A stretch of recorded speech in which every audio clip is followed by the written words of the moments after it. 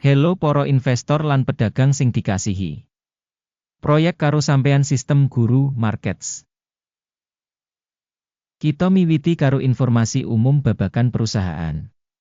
Setitik luwih kita bakal sinau saben parameter ing liyane rinci. Yen perlu, sampean bisa ngaso video. Sampean bisa nyinaoni kabeh indikator perusahaan sing diteliti kanthi luwih teliti. Saiki kita bakal bandingake indikator utama perusahaan karo sampean Upstart Holdings Inc. ticker UPS.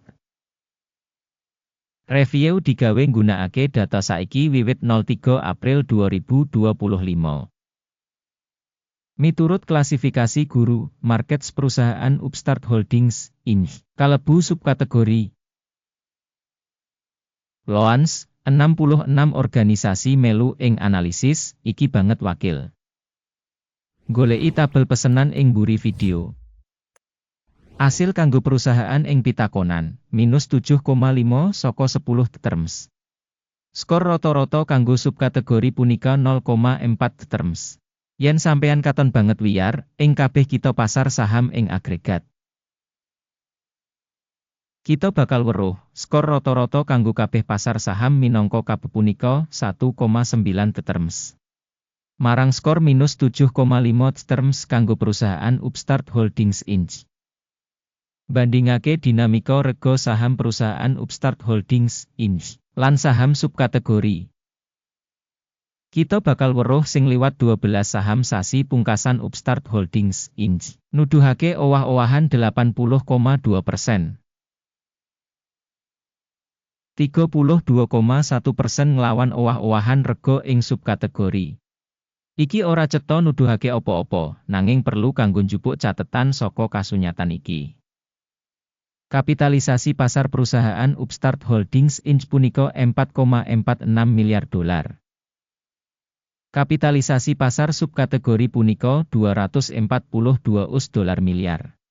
Upstart Holdings Inc. nuduhake 1,846%, iki minangka salah sawijining perusahaan cilik ing subkategori kasebut. Kapitalisasi neraca perusahaan yaiku 0 US dolar 63 sen miliar. Lan kapitalisasi subkategori yaiku 128 US dolar miliar. Upstart Holdings Inc. nuduhake 0,488%. Wis digawe comparison saka enggo bareng saka exchange lan nilai buku, kita bisa ndeleng ing ngisor iki. Saham dikuasani Upstart Holdings Inc. ing subkategori ing kasus taksiran kapitalisasi pasar 1,846%. Kapitalisasi neraca iku 0,488%. Iki 74% kurang saka nuduhake kapitalisasi pasar saham. Taksiran panggabungan organisasi saka pasar lan nilai buku ing subkategori ala minus 1 titik.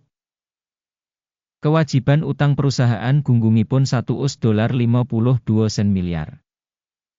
Kewajiban finansial kanggo nilai buku 241,3% saka modal. Asil ing tingkat utang perusahaan, banget ala minus 2 terms. Imbangan saka nilai pasar perusahaan kanggo laba yaiku 0.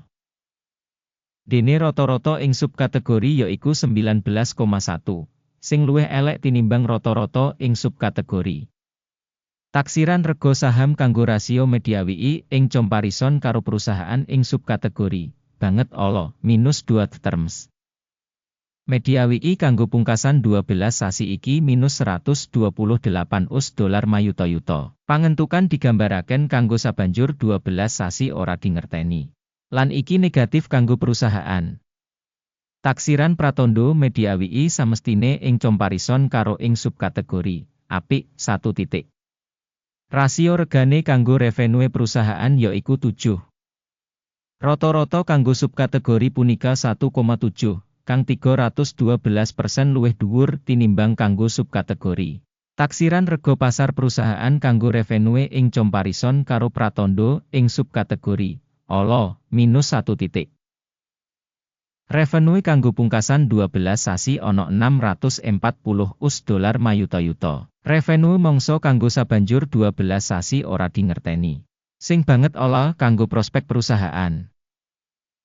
Taksiran pratandha dodolan mangsa ngarep ing comparison karo pratandha ing subkategori ala -1 titik.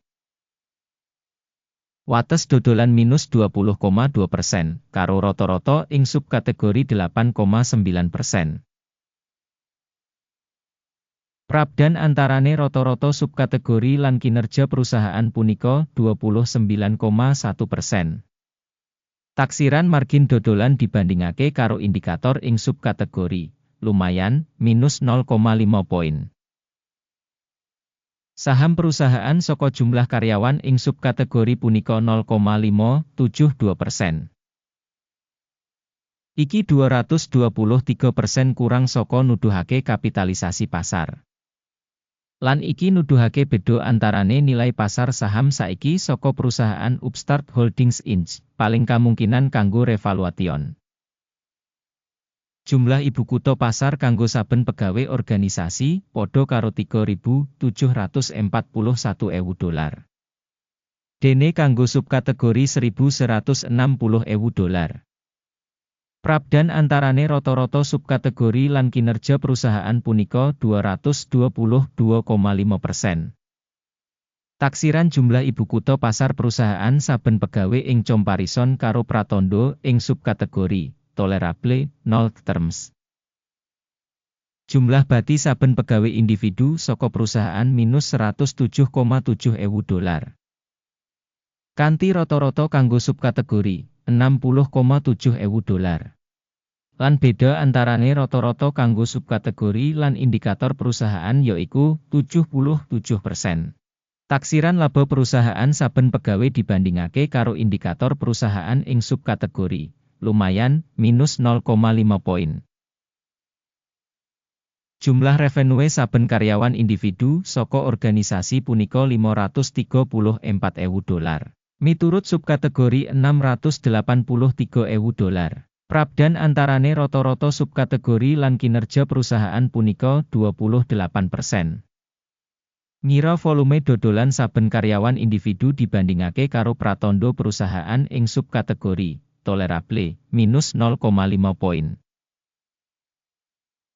Volume transaksi dodolan cocok kanggo 22,5%. Karo rata-rata kanggo subkategori 7,3%. Iki taksiran saka risiko bisa remet singkat. Indikator teknis resi 14 nuduhake tingkat 39% kanggo perusahaan Upstart Holdings Inc. Dene kanggo subkategori tataran resi 14 kurang luwih 51%.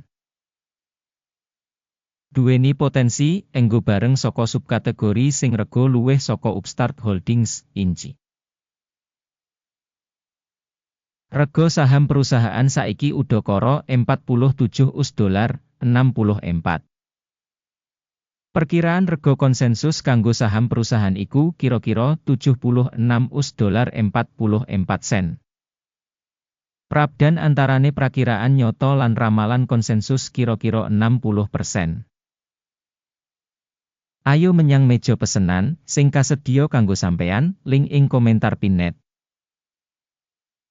Tabel pesenan ngemot pancen kabeh pancasan publikly mangsa iki nggunakake sistem evaluasi referensi guru, markets. Akses menyang meja supaya free, link ing komentar pinet.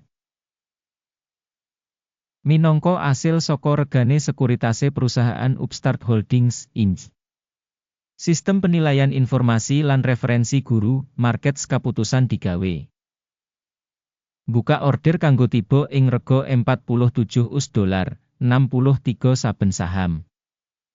Menehi hasil iki dibuka amarga perusahaan wis regane cukup kurang. Perusahaan ditaksir nggunakake metodologi penilaian, indeks AKIM. Take profit disetel ing 33,87. Mandeg mundut disetel ing 61,39. Yen pesenan ora ditutup kanthi njupuk bati utawa mandeg mundut. Banjur pesenan didandani kanthi otomatis ing pungkasan sesi dagang tanggal 03 Mei 2025. Utawa ing dina kerja pungkasan sadurunge tanggal kasebut. Ticker, CIV bakal dadi pesenan tuku utama. Video ing menehi hasil utama wis diterbitake ing saluran. Nalika nutup salah siji pesenan, dasar utawa wawas. Urutan ngelawan ditutup kanthi otomatis. Matur nuwun kanggo kabeh sing wis nonton video iki lan nggunakake sistem informasi guru, Markets.